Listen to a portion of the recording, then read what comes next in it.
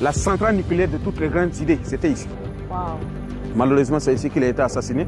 Ils ont enterré Sankara, mais de dehors, tu vois son dos. Et ça, c'est son sang qui coulait. Tout ça, les gens sont arrêtés dans le sang. Est-ce qu'on pourrait savoir qu'il fallait manipuler l'arme? Il faut tuer. Burkina Faso, il ne pouvait pas gouverner ça. Il fallait qu'il tue. On ne pouvait pas finir la visite de la journée sans passer par le mémorial Thomas Sankara. On va y aller, on va faire un tour. Pour ceux qui ne le savent pas, à l'époque, j'étais venue ici il y a quelques années, la tombe de Thomas Sankara était délaissée, avec des herbes un peu partout, très délaissée. Je me rappelle même que j'avais fait une photo. Si je la retrouve, je vais la poster quelque part. J'étais un peu choquée de voir ça. Et c'est un honneur de réaliser que nos héros internationaux, nos héros africains, en fait, ont finalement l'attention qu'ils méritent. Donc, on va faire le tour rapidement du mémorial. Est-ce qu'on y va? Pour ceux qui vont venir, il faut d'abord que vous obteniez un ticket. On va prendre un ticket pour l'équipe. On va vous dire combien ça coûte. Puis avec le ticket, on pourra rentrer justement dans le mémorial. Donc 6 000. Maintenant, vous rajoutez pour eux deux.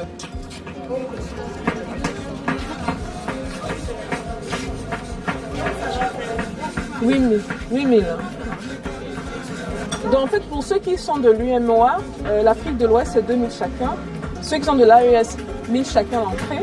Et ceux qui ne sont pas de ces, les visiteurs nationaux, non, les visiteurs à l'extérieur de l'UMOA, c'est 3 000. Ah, il faut penser aux Africains. Ah, bien. Nous allons commencer par la statue. Ils viennent de mettre les vernis, donc on ne peut pas monter, mais néanmoins, après vous pouvez arrêter devant pour faire des photos. Voilà. Donc on commence par la statue. Il y a ce qu'on appelle le mur thématique derrière, là où on a retracé l'histoire de la Révolution à travers les citations de Thomas Sankara, mais aussi à travers des images qui marquent encore la combativité des hommes de l'époque. Donc après là-bas, nous allons nous y rendre là où il a été assassiné. On appelle ça le bâtiment Burkina Faso. Ah, c'est et ici, donc c'est là-bas, oui, c'est exactement ici. On va même voir son bureau. Et donc après, nous allons venir rentrer dans ce mausolée-là, là où Sankara était enterré définitivement avec ses compagnons. Et ça, grâce au capitaine Ibrahim Traoré, je dirais son héritier politique et idéologique actuel. Et c'est lui qui a décidé vraiment d'honorer la mémoire de ceux-là qui ont versé leur sang pour nous à cette époque-là. Et donc, il faut dire que Sankara est né au Burkina comme tous les autres enfants. Il est né le 21 décembre 1949 à Yako, c'est au Burkina. Il fait son école primaire à Gawa. Nous sommes dans la région de Yoro, c'est sud-ouest là-bas.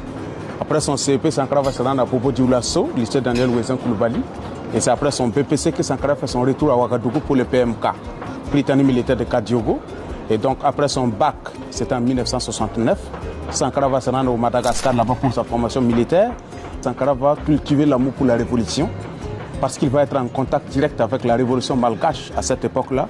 Cela va vraiment inspirer Thomas Sankara dans cette lutte souveraine, dans cette lutte contre le colonialisme, je dirais l'impérialisme et le néocolonialisme.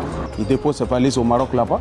Il a fait le Cameroun. Après, Sankara va aller en France à Pau pour sa formation commando.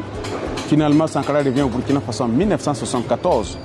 En 1976, que l'État central va créer maintenant ce qu'on appelle Centre national d'entraînement commando Sénèque à Pau là-bas, pour que Sankara puisse former les futurs militaires. Sankara prend le pouvoir le 4 août 1983. Malheureusement, Sankara va être assassiné 4 ans plus tard, le 15 octobre 1987, au concert de l'entente ici même. Sankara laisse derrière lui une veuve, 2 enfants. Sa femme s'appelle Mariam Sankara, de son vrai nom Sérémé Mariam, c'est une Samo. Et donc, elle gagne 2 enfants avec le président Sankara. Le premier s'appelle Sankara Philippe et le second Sankara Auguste. Actuellement, ils sont en Europe avec leur maman. Voilà la famille biologique de Thomas Sankara. Et à présent, on va découvrir la famille idéologique et politique. C'est-à-dire la famille résistante et militante parce qu'il n'a pas été tué seul. Il a été assassiné avec 12 de ses compagnons. Et ce sont ces personnes que vous voyez là. On va avancer là-bas. Venez.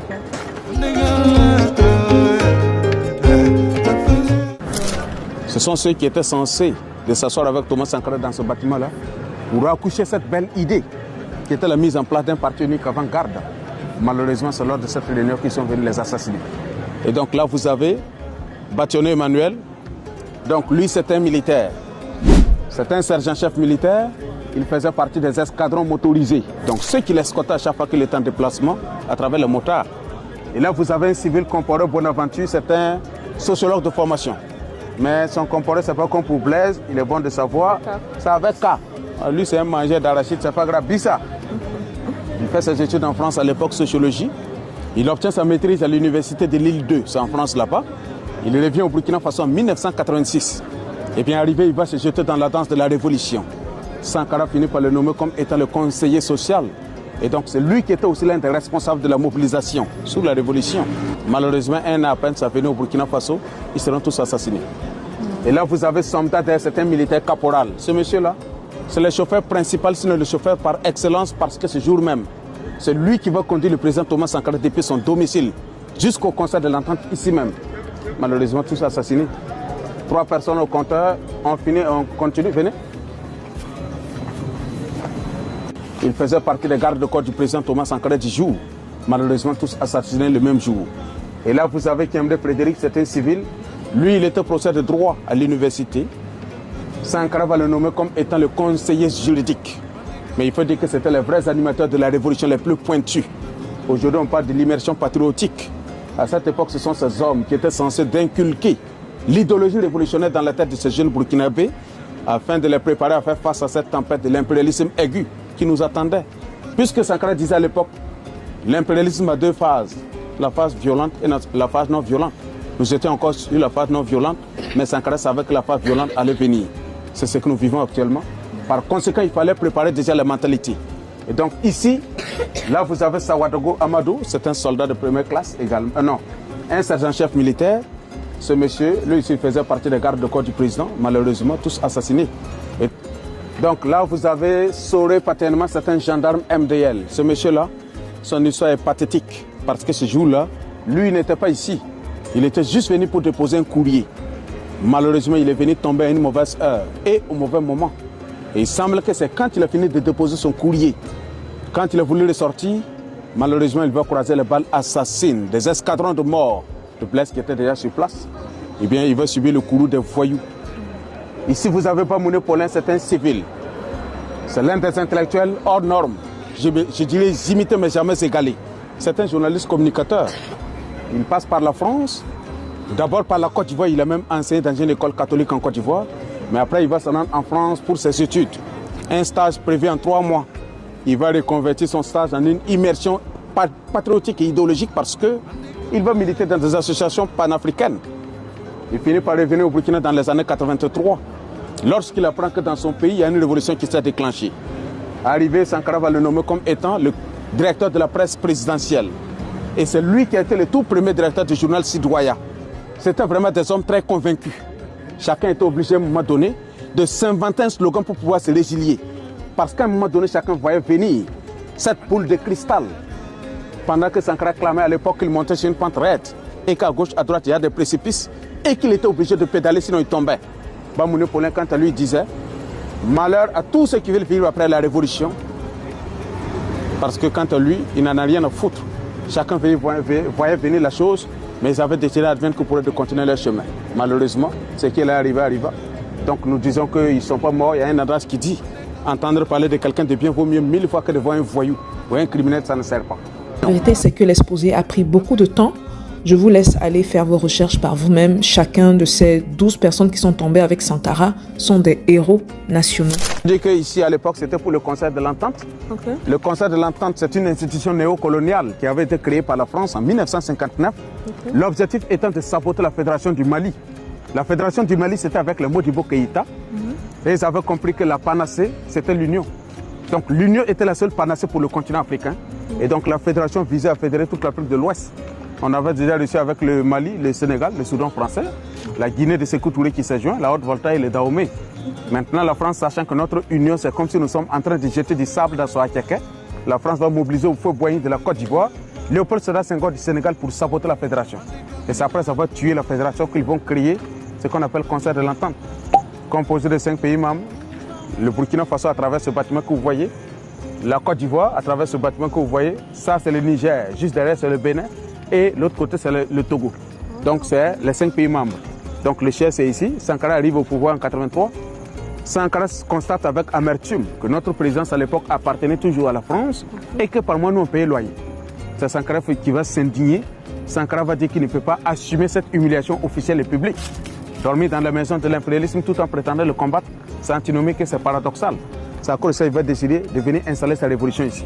Donc de 1983 à 1987, tout ce que vous entendez parler de Sankara, que ce soit ses idées, que ce soit ses grands discours, voilà le bâtiment qui a servi, en tout cas de tremplin, la centrale nucléaire de toutes les grandes idées, c'était ici. Wow. Malheureusement, c'est ici qu'il a été assassiné. Et donc, il faut dire que le projet de Sankara avait un programme. Sankara avec l'autosuffisance alimentaire, parce qu'il avait dit qu'un peuple affamé ne peut pas être souverain. Un peuple qui a faim ne peut pas être libre. Donc, l'autosuffisance alimentaire pour Sankara, c'est un devoir. Et en 4 années, on a atteint ça ici. Sankara avec la sécurité, il a dit, un pays sérieux ne peut confier sa sécurité à quelques groupes d'hommes, quelles qu'en soient les puissances. Le changement du nom du pays, donc c'est Sankara qui a changé puisqu'il est venu trouver que notre pays s'appelait Haute-Volta. Oui. Sankara va s'indigner et il dit mais Haute-Volta c'est dans quelle langue? C'est pas dans notre langue. Sankara va effacer ça pour dire Burkina Faso, pays des hommes intègres. Donc il faut s'assumer culturellement. Parce que c'est une domination culturelle que de laisser le pays se nommer Haute-Volta. Dieu aussi nous a donné une langue. Nous aussi on peut nommer notre pays dans notre langue. Donc Sankara va changer le drapeau. Sankara change l'hymne national. À l'époque c'était Fiel Volta pour devenir le Ditanien, hymne de la victoire. Donc Sankara avec, comment on appelle ça, la bataille des rails. Parce que Sankara est venu trouver, il fallait construire des rails pour les jeunes Kaya. Et c'est avec les mains que nos ancêtres l'ont fait. Et donc Sankara nous dit, nous ne pouvons laisser à nos seuls ennemis d'hier et d'aujourd'hui le monopole de la pensée, de l'imagination et de la créativité. Est-ce qu'il appartient à la France de réfléchir pour nous? Ou bien nous avons mis notre cerveau en retraite? Non. Sankara dit, nous devons accepter de vivre africain. C'est la seule façon de vivre libre et de vivre digne. L'impérialisme, aujourd'hui, c'est qu'il est très important, il est plus utile pour lui de nous dominer culturellement, beaucoup plus que militairement. La domination culturelle est la plus souple, la moins coûteuse, la plus efficace. Et c'est pourquoi nous disons qu'aujourd'hui, pour renverser le régime de Haute-Volta, il n'est peut-être pas nécessaire d'amener des mercenaires puissamment armés. Il suffit simplement d'interdire l'importation du champagne ou du rouge à lèvres, je ne sais pas, ou des vernis à ongles. Cela suffit à nous renverser. Parce que la petite bourgeoisie aujourd'hui est convaincue qu'elle ne peut se passer de ces produits-là. Eh bien, il nous faut travailler à décoloniser les mentalités. Nous travaillons à reconditionner notre peuple, à accepter de vivre tel qu'il est, à ne pas avoir honte de ses réalités, à s'en contenter et même à s'en glorifier. Depuis quand une coalition de buveurs de Kyoro a construit un pont? Ce n'est que des zombies. Et donc Sankara, en tout cas, dit la justice, il faut changer. C'est à cause de ça, il est venu, il a dit, nous ne sommes pas des Français. Nous n'avons pas la même compréhension sociologique et anthropologique de la justice que les Blancs. C'est à cause de ça que Sankara va mettre en place les TPR, les tribunaux populaires de la Révolution. Et il s'impatiente beaucoup. Et donc c'est un peu ça. Et Sankara dit un militaire sans formation politique et idéologique, c'est un criminel en puissance. L'espoir de tout un continent, l'espoir de tout un peuple a été massacré ici le jour du 15 octobre. Qu'est-ce qui s'est passé? Il faut dire que nous sommes le 15 octobre entre 16h30. Tout le monde est assis. C'est son bureau qui est là. Sankara aussi. Ce jour-là, Sankara va donner la parole parce que le but de la dénonce, c'était vraiment de créer un parti unique avant-garde.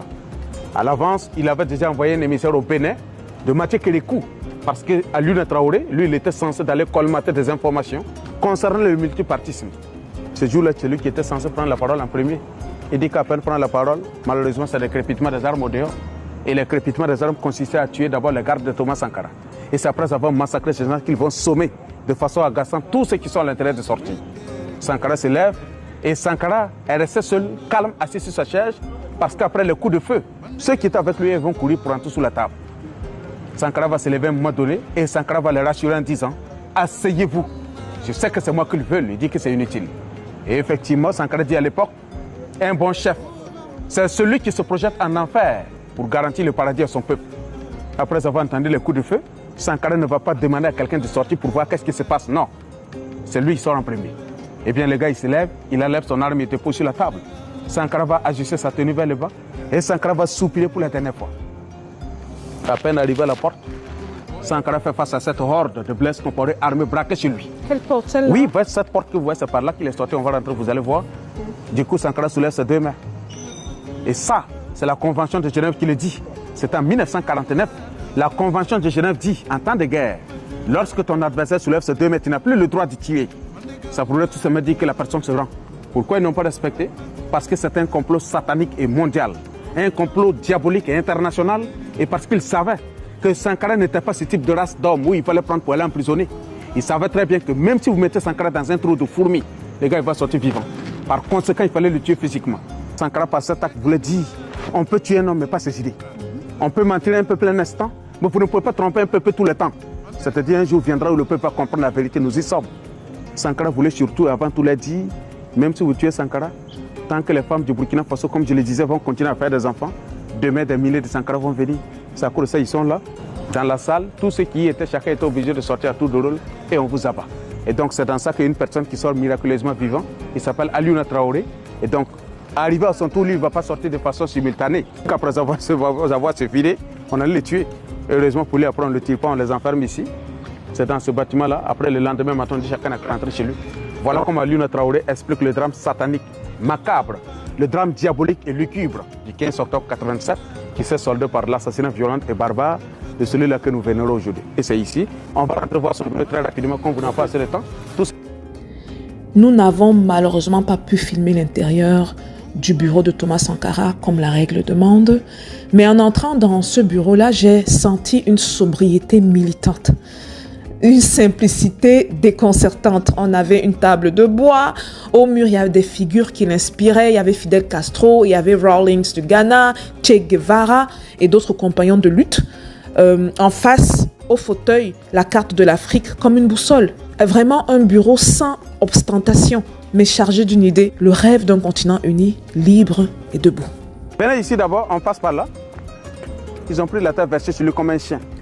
Attendez, donc ça c'était son tombeau. C'est le premier tombe, le tout premier tombe, enterré à la va-vite au cimetière de Dagnouin, le vendredi 16 octobre 1987. Tombe sans aucun aménagement, jusqu'au 15 octobre 1997. C'est ça j'ai dit, 10 ans plus tard. C'est-à-dire ils ont enterré Sankara, mais de dehors tu vois son dos. Et ça, c'est son sang qui coulait. Ça, tout ça, les gens sont arrêtés dans le sang. On enterre quelqu'un, mais vous voyez son dos. Donc c'était une manière pour eux de saboter son cadavre ou même de profaner son cadavre. Tout le monde sait qu'en Afrique, on ne s'amuse pas avec un corps. Les 12 autres personnes assassinées, c'est comme ça on les a enterrées. C'est-à-dire avec assez de désintéressement. Mais il semble que le troisième jour, lorsque les cadavres étaient presque en putréfaction, l'odeur va coloniser le quartier, rendant impossible la vie humaine. Il aurait fallu que les gens sortent avec des pigasses, des pioches, mais aussi des pelles pour creuser la terre pour venir renforcer. Oui? Je vais vous couper un peu dans votre élan. Oui. Pourquoi attendre 10 ans? Mais justement, c'était la méchanceté cruelle de Blaise Compaoré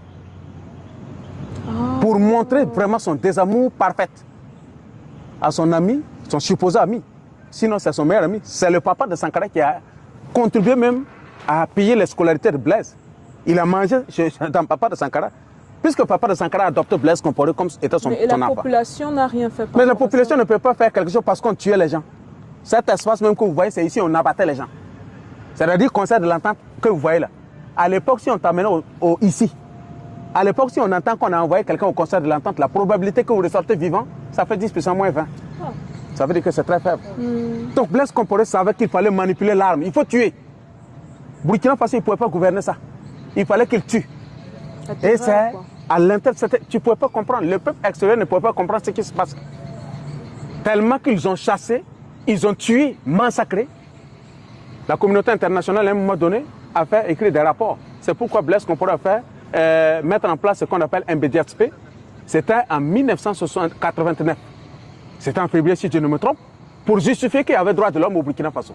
Je parle sous le couvert de Valère Sommet, qui a écrit un document, le nuit froid de décembre, vers les 4h du matin, le 16 octobre. Les prisonniers qui sont allés enterrer les cadavres, eux-mêmes, c'est-à-dire ils enterraient de façon aléatoire. Ils ne savent même pas c'est qui est dedans. Beaucoup ne savent pas que Sankara était dedans. C'est après avoir allié 12 personnes, il restait un dernier sac. Après avoir dépouillé les cadavres, ils voient que c'est Sankara. Tout le monde était étonné. On aurait dû allier Sankara aussi derrière. Donc c'est dans ça maintenant qu'ils vont dire non, comme c'est le président, et comme c'est lui qui est resté en dernière position de façon miraculeuse, puisqu'on ne savait même pas. Donc mettons-le devant pour montrer que c'est lui qui était le président. Donc de la procédure judiciaire, c'était en 2015, c'est quand maintenant Blaise est parti maintenant, puisque Blaise a été chassé en 2014. C'est là, en 2015 maintenant, le 25 mai 2015, la tombe de Sankara était exhumée, parce que le dossier de Thomas Sankara venait d'être ouvert. Donc pour des questions judiciaires, il faut faire des tests d'ADN pour confirmer. Mais comme nous étions encore dans le geôle français, on ne peut pas beaucoup dire.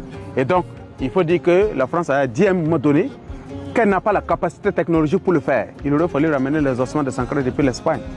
C'est de là-bas qu'ils ont fait les tests, ils sont confirmés. 8 ans, Sankara n'a pas tombé depuis 2015 jusqu'à 2023. Et donc le 23 février 2023, grâce au capitaine Ibrahim Traoré, Sankara va être réenterré dans la dignité, dans l'honneur avec ses compagnons ici. Il est même ici, donc c'est lui qui est Baïssa. Ah, c'est la brique rouge. Oui, c'est la pierre taillée. Donc c'est un peu ça, il faut dire que les tombes de Sankara sont placées vers le sud. Ça symbolise que Sankara et ses hommes sont morts jeunes. Ils sont morts à l'âge de zénith. Voilà. Et donc en haut de chaque tombe, vous allez voir qu'il y a... C'est une autre signification. Exactement. Chez les traditionnalistes africains. Justement. Bon, c'est comme les gens souvent n'ont plus le temps. Sinon, nous, on a beaucoup de trucs. Mais souvent, il faut couper seulement. Donc, en haut de chaque tombe, vous allez voir une lumière naturelle qui coule depuis là-haut. Mais c'est vitré l'eau. Une fois de plus, nous n'avons pas pu filmer à l'intérieur du tombeau de Thomas Sankara, restauré par le capitaine Ibrahim Traoré avec ses 12 compagnons. Mais ce que je peux vous dire, c'est que nous avons été submergés. Le lieu est simple, prestigieux et ça incarne vraiment l'esprit du héros africain qu'il était. Son courage, ses convictions, sa vision, tout cela reste vivant, présent en chacun d'entre nous. Ici, l'Afrique debout prend forme et son rêve continue à travers nous. On sort du mémorial de Thomas Sankara et je dois avouer que c'est très émouvant. Très émouvant. Parce que vous avez peut-être vu la partie où le guide expliquait comment une fois après qu'on l'a abattu, on l'a enterré comme un chien. Un chien. Et les populations ne pouvaient rien faire parce que les personnes sur place abattaient tout le monde qui essayait de faire quoi que ce soit. Comme un chien. Mais il y a la partie après cette partie-là qui fait ressortir la niaque. Parce qu'après avoir vu ça, vous vous demandez, est-ce que l'Africain est assez conscient des enjeux? Est-ce que l'Africain qui s'accroche autant à sa vie, aux femmes, à l'argent, aux biens, est-ce qu'on est conscient de ce qui se passe? Après ça, on est allé dans les nouvelles tombes. Et là, je pense que la plupart des gens ont failli verser une larme. Donc, vraiment, je viens dire ici merci au capitaine Ibrahim Traoré. C'est comme ça qu'on traite nos héros. Merci. On est à Ouaga. On va rester dans la bonne humeur. C'était la partie la plus émotionnelle depuis que je viens au Burkina. Je n'ai jamais eu à être autant émotionnel que ça. En dehors de la dernière fois qu'on mangeait le mouton. Venez me tromper au Burkina. Et voilà, et la visite commence. Vous voyez que la nuit tombe déjà. On va faire un tour du côté des échangeurs pour que vous voyez quand même comment ça évolue. Et puis, je vous donne rendez-vous à tout à l'heure, bien sûr. Peace.